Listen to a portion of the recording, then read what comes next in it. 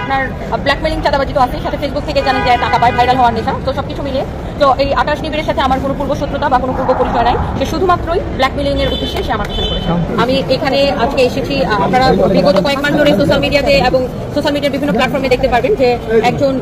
ভুয়া সাংবাদিক পরিচয়, বাট সে আসলে সাংবাদিক না। আকাশ টিভি নামে একজন, তার সাথে আমার ব্যক্তিগত কোনো পরিচয় নাই বা ব্যক্তিগত কোনো সম্পর্ক নাই। সে আমার ব্যক্তিগত লাইফ নিয়ে বিভিন্ন রকমের মিথ্যা, ভুয়া, বানোয়াট এবং বাজে হচ্ছে যে তথ্য সে হচ্ছে প্রচার করছিল সোশ্যাল মিডিয়াতে, আর এবং সে পরবর্তী সময়ে সে আমার নামে মিথ্যা কাবিননামা তৈরি করে সে সোশ্যাল মিডিয়াতে প্রচার করে, আমার বাচ্চার জন্ম নিয়ে সে প্রশ্ন করে, এবং যেটা দেখে আমার বাচ্চারা ট্রমাটাইজ। তো আমি তারপরে আমার উকিল যখন জানা থাকতো, যখন তার সাথে আমরা জানার জন্য তাকে কল দেওয়া হয় যে সে কেন এভাবে উঠে পড়ে লাগছে, তখন সে ওনারকে আমাদের কাছে কল রেকর্ড আছে যে সে ওনার কাছে 12 লক্ষ টাকা চাঁদা দাবি করে অথবা একটা গাড়ি দাবি করে। তো আমরা যখন এটা অস্বীকৃতি জানাই যে আমরা কেন চাঁদা দিতে যাবো, তখন সে ফেসবুকে আরো বেশি বেশি করে এগুলো করতে থাকে, যেটা কিনা আমার জন্য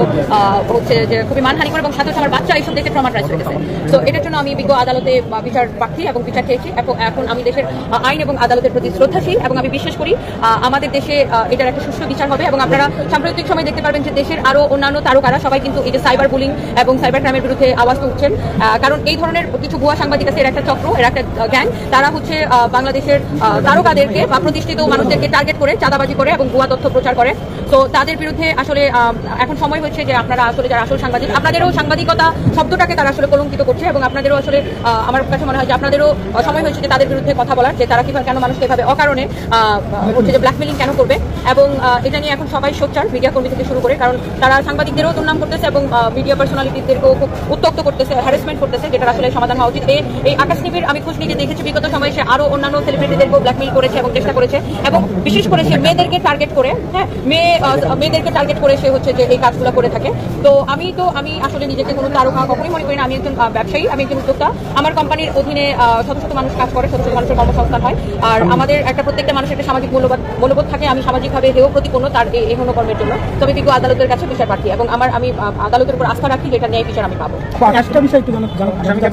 এই যে আসামির কথা বললেন, এবং তিনি একজন কথিত সাংবাদিক আপনি বলছেন, এবং ব্ল্যাকমেলিং করার জন্যই মূলত এই আপনাকে আসলে এভাবে হেয় প্রতিপন্ন করার চেষ্টা করছে, সেখানে কি আপনার এক্স হাজবেন্ডের কোনো হচ্ছে সম্পৃক্ততা আছে, কি মনে করছেন? দেখেন, সে হচ্ছে আমার এক্স হাজবেন্ডকে খুঁজে বের করছে, এবং তারা এখন একটা সংঘবদ্ধ চক্র, তারা সবাই মিলে একটা দল পাঠাইছে। এখানে আরো বিদেশে অবস্থানরত আরো একজন মহিলা আছে, এরা সবাই মিলে একটা চক্র, এর একটা গ্যাং। এই গ্যাংটাকে ধরতে হবে, এবং তারা যেভাবে মানুষকে, শুধু আমাকে না, একই সাথে আমাদের আরো ইনফ্লুয়েন্সার, আরো নায়িকা বা তারকা যারা আছে, অনেকে নিয়ে তারা পোস্ট করে, তা অনেকের ব্যক্তিগত জীবন নিয়ে তারা হচ্ছে যে করে থাকে, এবং নোংরা মন্তব্য তারা করে,